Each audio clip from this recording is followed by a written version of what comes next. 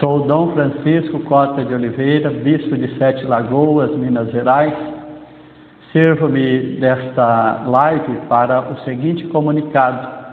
Nós, bispos católicos brasileiros, estivemos reunidos em assembleia no correr desta semana, de 25 a 29 de abril de 2022, na nossa Assembleia Geral, congregados como Conferência dos Bispos, a CNBB, tratamos vários assuntos de grande importância para a vida e missão da nossa Igreja, tanto assuntos internos, das nossas atividades eclesiais, quanto dos assuntos relacionados à presença da Igreja junto à sociedade brasileira, da qual fazemos parte. Dentre outros assuntos, tivemos o tema geral, que está relacionado com o Sínodo dos Bispos, que se encontra em curso, com a temática Igreja, Comunhão, Participação e Missão, que vai iluminar as novas diretrizes para a ação evangelizadora da Igreja no Brasil, e também tratamos os temas do Encontro Mundial do Papa com as famílias, análises de conjuntura social e eclesial, tratamos do ano missionário, do ano vocacional, tratamos também sobre as campanhas da fraternidade, avaliando a campanha de 2022 e também já tratando a campanha para o ano de 2023. Tratamos questão das eleições que vão ocorrer em nosso país ainda neste ano, as eleições gerais. Tratamos sobre assuntos relacionados à Comissão de Doutrina, que nos oferece seus subsídios para a nossa prática de evangelização. Tratamos sobre a Comissão de Liturgia, que está preparando uma nova edição do Missal Romano para a nossa liturgia. Tratamos também sobre o Ministério de Catequistas, que devemos depois dar os encaminhamentos para instituí-los em nossas dioceses. Um estudo importante sobre a Palavra de Deus, que é a Bíblia Sagrada, sendo norteadora de toda a prática pastoral e evangelizadora da Igreja no Brasil. E dirigimos também mensagens, uma mensagem ao Santo Padre, o Papa Francisco, uma mensagem à Congregação para os Bispos em Roma e, em especial, esta mensagem dirigida ao povo brasileiro. A Igreja faz esse pronunciamento pela sua missão de tutelar os direitos humanos e tutelar também a criação. A importância de dirigir esta mensagem a todo o povo brasileiro. Guiado pelo Espírito Santo e impulsionado pela ressurreição do Senhor, unidos ao Papa Francisco, nós, bispos católicos, em comunhão e unidade, reunidos para a primeira etapa da 59ª Assembleia Geral da Conferência dos Bispos do Brasil, a CNBB, de modo online, essa primeira fase da Assembleia, e com a apresentação de diversos, ou representação de diversos organismos eclesiais, dirigimos ao povo brasileiro uma mensagem de fé, esperança e corajoso compromisso com a vida e o Brasil. Enche o nosso coração de alegria perceber a explosão de solidariedade que tem marcado todo o país na luta pela superação do flagelo sanitário e social da Covid-19. A partilha de alimentos, bens, espaços, a assistência a pessoas solitárias e a dedicação incansável dos profissionais de saúde são apenas alguns dos exemplos de incontáveis ações solidárias. Gestores de saúde, agentes públicos, diante de um cenário de medo e insegurança, foram incansáveis e resilientes. O Sistema Único de Saúde, o SUS, mostrou sua fundamental importância e eficácia para a proteção social dos brasileiros. A consciência lúcida da necessidade dos cuidados sanitários e a vacinação em massa venceu a negação de soluções apresentadas pela ciência. Contudo, não nos esquecemos da morte de mais de 660 mil pessoas e nos solidarizamos com as famílias que perderam seus entes queridos, trazendo ambas em nossas preces. Agradecemos ainda, de modo particular, as famílias e outros agentes educativos que não se descuidaram da educação das crianças, adolescentes, jovens e adultos, apesar de todas as dificuldades. Com certeza, a pandemia teria consequências ainda mais devastadoras se não fosse a atuação das famílias, educadores e pessoas de boa vontade, espírito solidário e abnegado. A campanha da Fraternidade 2022 nos interpela a continuar a luta pela educação integral, inclusiva e de qualidade. A grave crise sanitária encontrou o nosso país envolto numa complexa e sistêmica crise ética e econômica, social e política, que já nos desafiava bem antes da pandemia, encarregando ou escancarando a desigualdade estrutural enraizada na sociedade brasileira. A Covid-19, antes de ser responsável, acentuou todas essas crises, potencializadas especialmente na vida dos mais pobres e marginalizados. O quadro atual é gravíssimo. O Brasil não vai bem. A fome e a insegurança alimentar são um escândalo para o país, segundo maior exportador de alimentos do mundo, já castigado pela alta taxa de desemprego e informalidade. Assistimos estarrecidos, mas não inertes, os criminosos descuidos com a terra, nossa casa comum, num sistema voraz de exploração e degradação.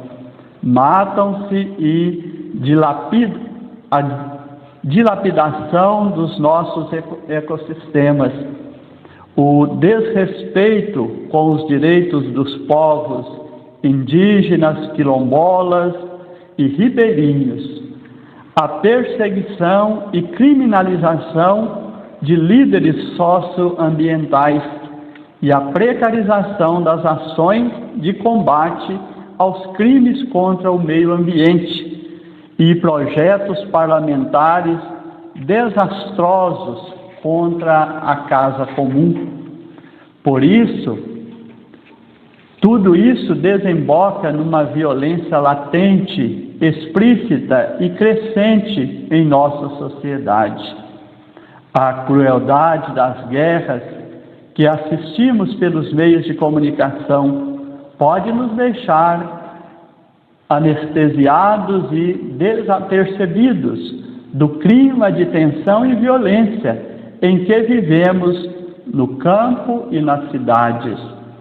A liberação e o avanço da mineração em terras indígenas e em outros territórios, a flexibilização da posse e do porte de armas, a legalização do jogo de azar, o feminicídio e a repulsa aos pobres, não contribuem para a civilização do amor e ferem a fraternidade universal. Diante desse cenário, esperamos que os governantes promovam grandes e urgentes mudanças em harmonia com os poderes da República, atendendo-se aos princípios e aos valores da Constituição de 1988, já desfigurada por meio de projetos de emendas constitucionais. Não se permita a perda de direitos dos trabalhadores e dos pobres, grande maioria da população brasileira. A lógica do confronto que ameaça o Estado democrático de direito e suas instituições transforma adversários em inimigos, desmonta conquistas e direitos consolidados, fomenta o ódio nas redes sociais, deteriora o tecido social e desvia o foco dos desafios fundamentais a serem enfrentados. Nesse contexto, iremos este ano às urnas. O cenário é de incertezas e radicalismos, mas potencialmente carregados de esperança. Nossas escolhas para o Executivo e o Legislativo determinarão o projeto de nação que desejamos. Urge o exercício da cidadania com consciência e participação política, capaz de promover a boa política, como nos diz o Papa Francisco. Necessitamos de uma política salutar que não se submeta à economia, mas seja capaz de reformar as instituições, coordená-las e adotá-las de bons procedimentos, como as conquistas da Lei da Ficha Limpa, Lei Complementar 135 de 2010, que afasta do pleito eleitoral candidatos condenados em decisões colegiadas, e da Lei 9.840 de 1999, que criminaliza a compra de votos. Não existe alternativa no campo democrático fora da política, com a ativa participação no processo eleitoral. Tentativas de ruptura da ordem institucional, hoje propagadas abertamente, buscam colocar em xeque a lisura do processo eleitoral e a conquista irreversível do voto. Tumultuar o processo político, fomentar o caos e estimular ações autoritárias não são, em definitivo, projeto de interesse do povo brasileiro. Reiteramos nosso apoio às instituições da República, principalmente aos servidores públicos, que se dedicam a garantir a transferência e a transparência e a integridade das eleições. Duas ameaças merecem atenção especial. A primeira é a manipulação religiosa, tanto por alguns políticos como por alguns religiosos, que coloca em prática um projeto de poder sem afinidade com os valores do Evangelho de Jesus Cristo. A autonomia e a independência do poder civil em relação ao religioso são valores adquiridos e conhecidos pela Igreja e fazem parte do patrimônio civilizatório ocidental. A segunda é a disseminação das fake news, que através da mentira e do ódio falseiam a realidade, carregando em si um perigoso potencial de manipulação de consciências. Elas modificam a vontade popular, afrontam a democracia e viabilizam fraudulentamente projetos arquitetados de poder. É fundamental um compromisso autêntico com a verdade e o respeito aos resultados das eleições. A democracia brasileira, ainda em construção, não pode ser colocada em risco. Ou conclamamos toda a sociedade brasileira a participar das eleições e a votar com consciência e responsabilidade, escolhendo projetos representados por candidatos e candidatas comprometidos com a defesa integral da vida, defendendo-a em todas as suas etapas, desde a concepção até a morte natural, que também não negligenciam os direitos humanos e sociais e nossa casa comum, onde a vida se desenvolve. Todos os cristãos somos chamados a preocupar-nos com a construção de um mundo melhor, por meio do diálogo e da cultura do encontro, na luta pela justiça e pela paz. Agradecemos os muitos gestos de solidariedade de nossas comunidades, por ocasião da pandemia e dos desastres ambientais. Encorajamos as organizações e os movimentos sociais a continuarem se unindo em mutirão pela vida, especialmente por terra, teto e trabalho. Convidamos a todos, irmãos e irmãs, particularmente a juventude, a deixarem-se guiar pela esperança e pelo desejo de uma sociedade justa e fraterna. Nossa Senhora Aparecida, padroeira do Brasil, obtenha de Deus as bênçãos para todos nós.